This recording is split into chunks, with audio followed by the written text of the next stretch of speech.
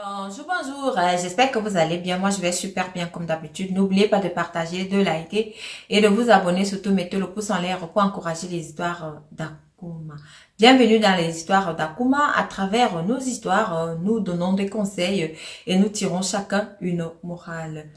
Merci à cet abonné qui a tenu à me raconter cette histoire qu'elle a écoutée dans une autre chaîne sur YouTube.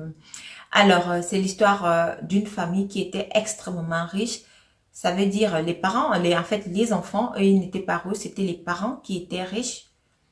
Ils vivaient bien et ils avaient coupé les ponts avec la famille. Vous connaissez la famille africaine, elle est très grande, mais ceux-là, ils étaient seulement avec leur famille restreinte. À un moment donné, le monsieur de la famille, il a commencé à avoir des problèmes financiers. Il a même perdu son entreprise. Donc, son entreprise est tombée en faillite. Ils ont pratiquement tout perdu. Ils ont déménagé. Ils sont allés vivre dans une autre petite maison parce que là, ils n'avaient plus d'argent, vous savez. Et à un moment donné, le monsieur, il a commencé à tomber malade. En même temps aussi, sa femme aussi a commencé à tomber malade. Il y avait des jours où il passait des jours sans manger. Et puis, imaginez des gens qui sont malades et qui passent encore des jours sans manger. Vous pouvez vous imaginer à quel point cette famille-là était déjà devenue extrêmement pauvre. Du moment où eux aussi, ils avaient coupé les ponts avec la famille. Donc, ils n'avaient aucun lien avec leur famille, leur grande famille. Ils n'étaient même pas en relation ou en contact. La force même d'aller voir la famille et dire que bon, aidez-nous, il n'y en avait même pas.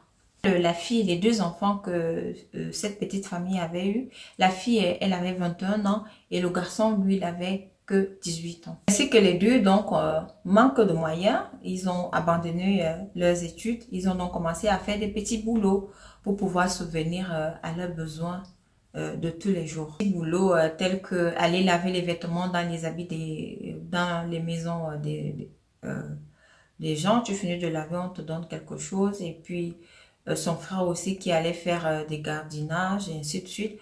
Donc c'est avec tous ces petits boulots là qu'ils arrivaient quand même à survivre. Donc c'est ainsi que la grande sœur aînée qui avait 21 ans, tellement la vie était difficile, tellement leurs parents étaient malades, que même le paracétamol, c'était difficile à acheter. Et elle s'est dit que non, si ça se continue comme ça, là, leurs parents vont mourir. Ah, il faut absolument faire quelque chose. Donc, l'aînée, dont là, la fille, elle en avait tellement déjà marre. À un moment donné, elle a pensé à faire la prostitution pour pouvoir aider ses parents. Mais elle pensait ça comme ça, mais elle n'avait pas le courage de le faire. Un beau jour, alors, elle est partie s'asseoir devant un bar. Ainsi alors que, étant dans ce bar-là, elle rencontre une ancienne camarade. Elle sait qu'à l'époque, cette ancienne camarade-là, elle n'avait pas d'argent. Mais telle qu'elle l'a vue là, elle avait une grosse voiture. Elle était, en fait, vous connaissez quand nous, en Afrique, là, quand on a l'argent. Tu vas t'habiller à 10 épingles. Elle était bien habillée, elle était jolie. Donc, elle ressemblait à quelqu'un qui a de l'argent. Elle était toute belle et tout. Elle voit donc sa copine comme ça, toute belle. Elle dit à sa copine que non, ma camarade, aide-moi. Je suis dans une situation tellement difficile aujourd'hui. Aide-moi, s'il te plaît. Aide-moi. J'aimerais aussi être comme toi. Regarde, à l'époque, là, mes parents étaient riches. Toi, tu étais pauvre, tu n'avais rien. Aujourd'hui, regarde-moi. On a tout perdu. Regarde-moi, mes parents sont malades. Je veux être comme toi aussi, là. Je veux vraiment être comme toi. C'est là où son ancienne camarade a lui dit que tu es vraiment sûr que tu veux être comme moi. Ah, écoutez la suite de l'histoire, hein, parce que chez nous, là, on va très vite, on est très tranchant. L'ancien camarade, là, lui pose donc la question que tu es sûr de faire tout ce que je vais te demander de faire, là? Tu es sûr de faire certaines choses que je pourrais te demander de faire? Alors, la jeune dame qui avait ses parents malades, qui dit que là où je suis là, rien ne peut m'ébranler. J'ai déjà tout perdu. On a tout perdu. Donc, qu'est-ce qui peut encore me faire peur là? Rien du tout. Je le ferai. La situation dans laquelle ma famille se trouve là, je dois absolument faire quelque chose. Il n'est pas question que je te laisse partir comme ça, sans que tu fasses même quelque chose pour moi. Ainsi alors que son ancienne camarade là lui dit que, ok, comme tu insistes tellement, attends, on va prendre rendez-vous chez un monsieur. Mais Tu dois venir à ce rendez-vous-là avec ton petit frère. Tu ne dois pas venir seul. Ce jour-là, donc, elle est rentrée à la maison et dit à son petit frère que demain, on a un rendez-vous chez un monsieur là. Le monsieur là veut nous aider. Donc, elle n'est même pas entrée dans les détails. Hein. Elle n'a même pas dit à son petit frère... elle a dit à son petit frère qu'elle a rencontré une ancienne camarade. Et c'est cette ancienne camarade-là qui va donc les amener. C'est un monsieur qui pourra les aider. Dans le jour-là alors, le jour du rendez-vous, elle et son petit frère se sont apprêtés. Ils se sont apprêtés, ils ont laissé les parents à la maison. Ils sont donc allés au rendez-vous. Alors, arrivés dans le lieu du rendez-vous, il y a une voiture qui est donc venue les chercher. La voiture n'avait pas de plaque d'immatriculation. La voiture était hyper belle, bien. Le chauffeur est venu les chercher, les a amenés exactement là où ils devaient être. Le petit frère demande donc à sa grande sœur que mais est-ce que tu sais même là où on va là? Sa grande sœur lui dit que non, moi je sais pas là où on va. Mais il avait confiance à sa grande sœur parce que il se disait que non, sa grande sœur ne peut pas l'amener là où il y a un mauvais truc quoi. Que le chauffeur il a encore roulé quelques minutes, arrivé à un moment et il s'est arrêté, il leur a demandé de descendre. Il a indiqué la route, il a dit, vous voyez la maison qui se trouve là-bas, vous allez marcher, vous arrivez là-bas. Et arrivé donc là-bas, on va vous donner la directive à suivre.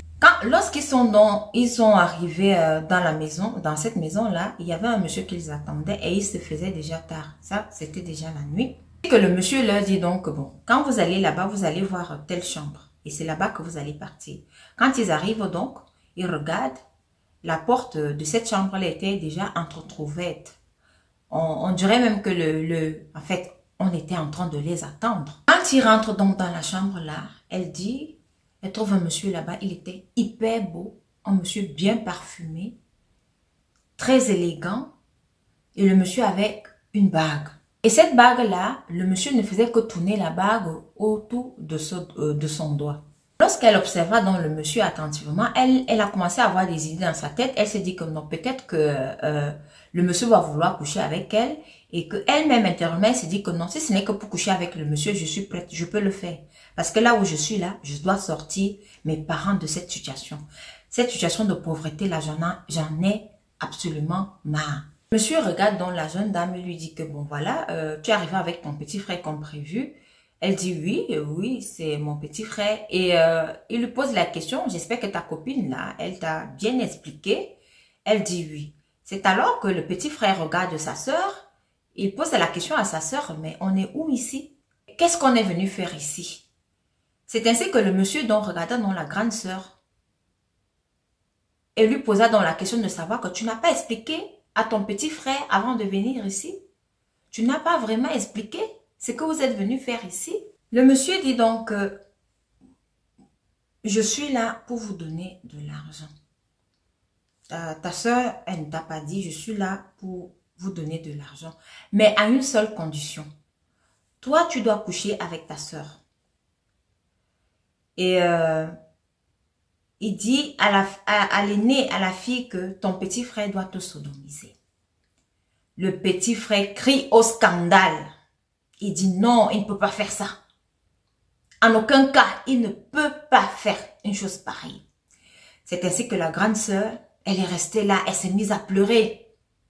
Elle s'est mise à pleurer, elle ne savait pas quoi faire. Lorsqu'elle pleurait donc comme ça, le monsieur leur dit que c'est tout ce que je peux vous donner comme condition hein, pour vous donner de l'argent. La fille, elle a pleuré. Le petit frère dit, niet, nada. Lui, il n'est pas sur ça. La fille, donc, elle a pensé à la situation qu'elle vivait à la maison. Elle a pensé à la situation de ses parents qui sont mourants à la maison. Elle a pensé à leur situation, ils n'arrivent même pas à manger tous les jours. C'est ainsi qu'elle dit donc à son frère que moi je vais le faire. Elle se met à se déshabiller. Elle se déshabille nue. Nue comme elle est sortie du ventre de sa mère. Son petit frère dit que mais qu'est-ce que tu es en train de faire là? Mais qu'est-ce que tu fais là? Mais pourquoi tu te déshabilles? C'est quoi? Le petit frère s'est donc fâché. Il était dégoûté. Il regarde sa grande sœur comme ça, il est dégoûté. Il a donc voulu partir. Quand il était déjà au niveau de la porte, la grande sœur a couru vers son petit frère. Elle a attrapé son petit frère et dit à son petit frère que non, ne pars pas s'il te plaît. Ne pars pas. Toi-même, tu ne vois pas la situation dans laquelle on vit à la maison. Est-ce que tu as mangé aujourd'hui? Le petit frère dit non. Mais regarde la situation qu'on vit. Tu ne vas pas partir. Faisons-le seulement pour avoir de l'argent. Alors, la grande sœur, l'aînée, elle a pu convaincre son petit frère malgré tout de le faire, de passer à l'inceste. Ils ont donc commencé à le faire. Pendant qu'ils commençaient donc à le faire, le monsieur qui était dans la salle là, il passait seulement son temps à tourner sa bague. Il tournait sa bague, il tournait sa bague. Monsieur souriait, il était tellement content, donc il dégustait la façon dont les deux étaient en train de s'envoyer en l'air. Le gars, lui, il était souriant, il tournait sa bague, il était content, il dégustait cela. La grande sœur, donc, qui raconte cette histoire, elle dit que pendant qu'ils étaient donc en train de faire comme ils étaient sur le lit, parce que dans la chambre, là, il y avait le lit, et le monsieur, lui, était assis sur le fauteuil, en dégustant l'action, elle a eu l'impression qu'il n'était pas seul. Elle a eu l'impression qu'il y avait quelqu'un d'autre aussi qui était de la partie. Il y avait quelqu'un aussi qui était là, donc parce qu'à un moment donné, elle se tourne comme ça, son frère aussi se tourne, donc c'était comme si il y en avait une troisième personne qui était aussi en train de faire ça avec eux. Ils ne voyaient pas la troisième personne qui couchait avec eux. Ils ont fait, après ils ont terminé. Quand ils ont terminé comme ça, la grande se dit que son pétou a commencé à chauffer, son Jessica chauffait. Ça chauffait que bon, il y avait deux personnes qui entraient en même temps là-bas et ça chauffait. Mais pour elle, elle était seulement motivée. Ce qu'elle voulait, c'est l'argent. Le reste là n'était pas important. Ce qu'elle voulait seulement, c'était l'argent. Les deux frères se mettent donc à s'habiller et ils finissent de s'habiller. Et quand ils s'habillent, le monsieur, il se lève donc de son fauteuil. Il a dit que vraiment, il a été bien satisfait et il est vraiment très très content et qu'ils ont bien fait ça. C'est ainsi que le petit frère dit donc au monsieur que mais il a l'impression que lorsqu'ils étaient en train de faire cet acte-là, il y avait une troisième personne qui était là. Mais il ne voyait pas cette personne-là. C'est que le monsieur lui dit donc que non, et il n'y a rien à dire, il n'y a pas de question à poser. C'était même avant que vous devriez poser vos questions. Alors là, l'acte a été posé, ce qui est fait est fait. Quand elle était seulement là, elle s'est tue, elle n'a rien dit parce qu'elle était seulement motivée, elle voulait seulement de l'argent. Mais le petit frère, alors il s'est assis par terre, en pleurs, il a commencé à pleurer. Il pleure, il s'est dit que non, ce qu'il a fait là, c'est démoniaque, il ne devrait pas le faire, il ne sait même pas pourquoi est-ce qu'il a accepté même de le faire. C'est ainsi que la grande sœur demande au monsieur que bon, là, on a terminé, où est l'argent? Donne-nous l'argent, on va partir. Le monsieur lui dit que non, ne vous inquiétez pas, l'argent là va apparaître à 4 heures du matin. Là, cet argent-là, vous allez le retrouver sous votre lit. Mais ce n'est pas terminé. Encore une chose, chaque jour que Dieu a créé là, tu devrais coucher avec ton frère, en moins que tu aies ta période de menstruation. Là, tu ne le feras pas. Mais tous les autres jours, il va falloir le faire avec ton frère. God forbid. Vous dites que vous cherchez l'argent ici. Donc, elle se retourne vers son petit frère. Elle le regarde comme ça. Elle s'écrie. Elle dit quoi? Mais le monsieur lui a dit que mais vous pensez que c'était la première et la dernière fois. Vous allez le faire. Et à chaque fois que vous allez le faire, à 3 heures du matin, l'argent sera au niveau du lit. Vous allez trouver votre argent tous les jours, comme ça, au niveau du lit. L'autre condition qui suivait, c'est que la grande sœur ne devait jamais tomber enceinte de son petit frère. Alors, si elle tombe enceinte de son petit frère, ils vont tout perdre et quelqu'un entre les deux va mourir. Alors, ils ont donc commencé à faire comme le monsieur avait dit. Il n'avait pas d'autre choix. Le papa donc de ces enfants-là, lui, il était tellement matérialiste. Il n'a même pas posé la question de savoir d'où venait cet argent. Mais la maman, elle posait toujours la question, l'argent là vient d'où? L'argent vient d'où? Donc la fille aînée disait toujours à sa maman que non, c'est qu'on fait des petits business, on fait des business, c'est pour ça qu'on a l'argent et tout. Donc c'est ainsi qu'ils ont donc commencé à acheter les maisons, ils ont ouvert des boutiques, ils ont même des parts dans des grosses entreprises. Donc ils ont commencé à fructifier aussi leur argent, avoir des parts par-ci, par-là dans plusieurs entreprises dans leur pays. Si alors que, étant toujours dans leur routine, là, elle racontait des bêtises à sa maman, elle ne disait pas la vérité à sa maman. Elle disait que non, elle a rencontré une copine qui l'a aussi introduite dans ce business-là, dont elle vend les choses en ligne et tout et tout.